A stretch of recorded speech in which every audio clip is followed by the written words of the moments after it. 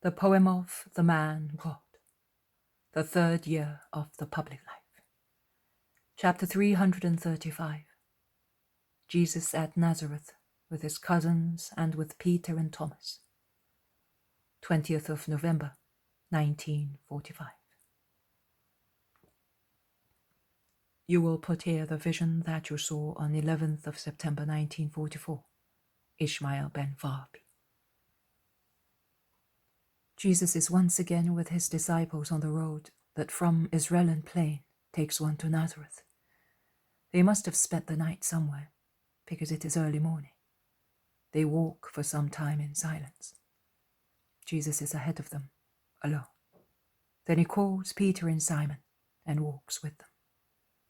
Finally they are all in a group until they reach a crossroads where the Nazareth road joins the road that leads to the north.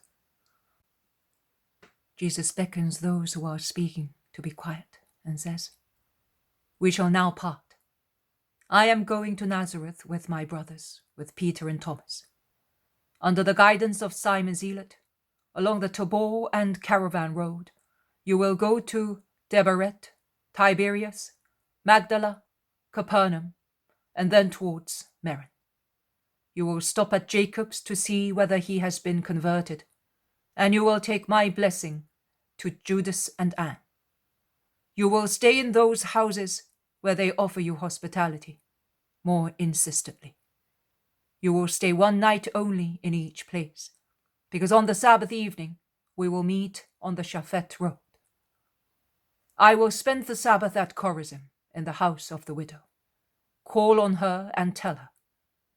In this way we will at last give peace to the soul of Judas, who will be convinced that John is not in any of those hospitable places." "Master, but I believe it." "But it is always better to make sure, so that you will not blush before Caiaphas and Annas, as I do not blush before you or any other man when I say that John is no longer with us. I am taking Thomas to Nazareth, so that he may rest assured also with regard to that place, as he will be able to see with his own eyes." "But master, what do I care? I am only sorry that man is no longer with us. He may have been what he was, but since we have known him, he has always been better than many famous Pharisees.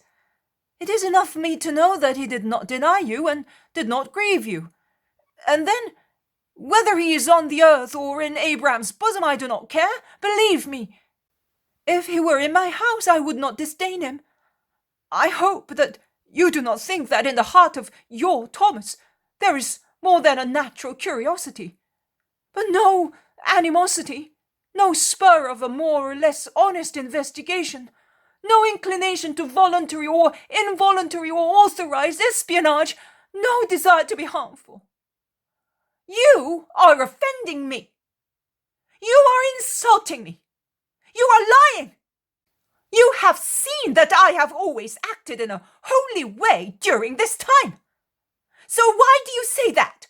What can you say about me? Speak up." Judas is furious and wild.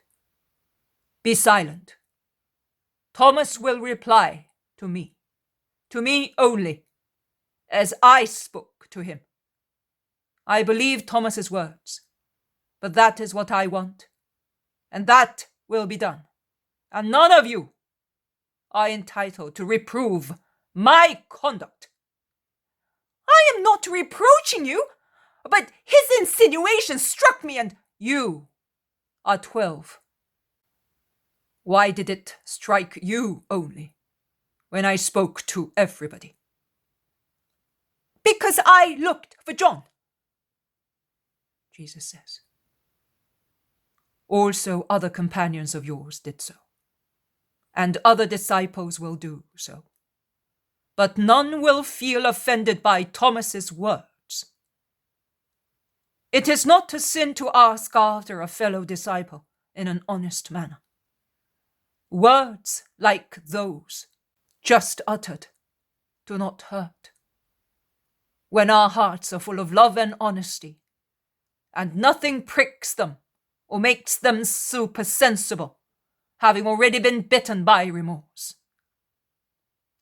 Why do you want to remonstrate thus in the presence of your companions? Do you want to be suspected of sin? Wrath and pride are two bad companions, Judas. They drive one to frenzy, and a frenzied person sees what does not exist and says what should not be said. Just as greed and lust drive people to guilty actions in order to be satisfied. Get rid of such wicked servants.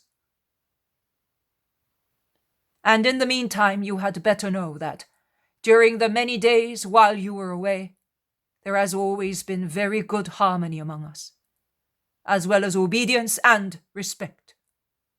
We love one another. Do you understand? Goodbye, my dear friends. Go and love one another. Is that clear to you? Love one another and bear with one another. Speak little and act well. Peace be with you. He blesses them, and while they go to the right, Jesus continues on his way with his cousins, Peter and Thomas. They proceed in dead silence. Then Peter explodes in a thundering solitary. Who knows? As a consequence of, I wonder what long meditation. The others look at him. Jesus immediately wards off possible questions by saying, Are you too happy to come to Nazareth with me? And he lays his arms round the shoulders of Peter and Thomas. Can you doubt it? Says Peter in his exuberance. Thomas, more calmly, with his plump face shining with joy, adds, Do you not know that to be near your mother is such a joy that I cannot find words to explain it to you? Mary is my love. I am not a virgin, and I was not against having a family, and I had already set my eyes on some girls, but I was uncertain as to which I should choose as my wife. But now, no, my love is Mary, the love exceeding sense. Sense dies only by thinking of her, the love that fills the soul with delight.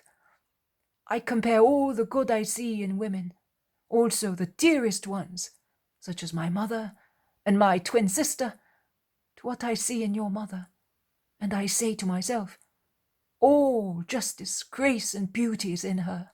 Her loving soul is a bed of heavenly flowers. Her appearance is a poem.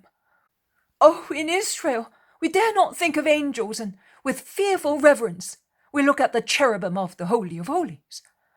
How foolish of us, as we do not tremble 10 times as much with venerable fear looking at her. Because I am sure that in the eyes of God she exceeds all angelical beauty. Jesus looks at his apostle who loves his mother so much that he seems to become almost spiritualized, as his feelings for Mary change his good-natured countenance so deeply. Well, we shall be with her for a few hours. We shall stay until the day after tomorrow. Then we shall go to Tiberias to see the 2 children and to get a boat to Capernaum. And what about Bethsaida? We will go there on our way back, Simon, to get Marcian for the Passover pilgrimage. It is the evening of the same day at Nazareth, in the peaceful little house where Peter and Thomas are already sleeping. Mother and son are conversing gently. Everything went well, Mother, and they are now in peace. Your prayers helped the pilgrims and are now soothing their grief, like dew on parched flowers. I would like to soothe your son. How much you have suffered. Look, your temples and your cheeks have become hollow, and a wrinkle furrows your forehead like the cut of a sword. Who hurt you like that, my darling? The grief of having to grieve, Mother. Just that, my Jesus. Did your disciples distress you? No, Mother. They have been as good as saints. Those who were with you. But I mean, everyone.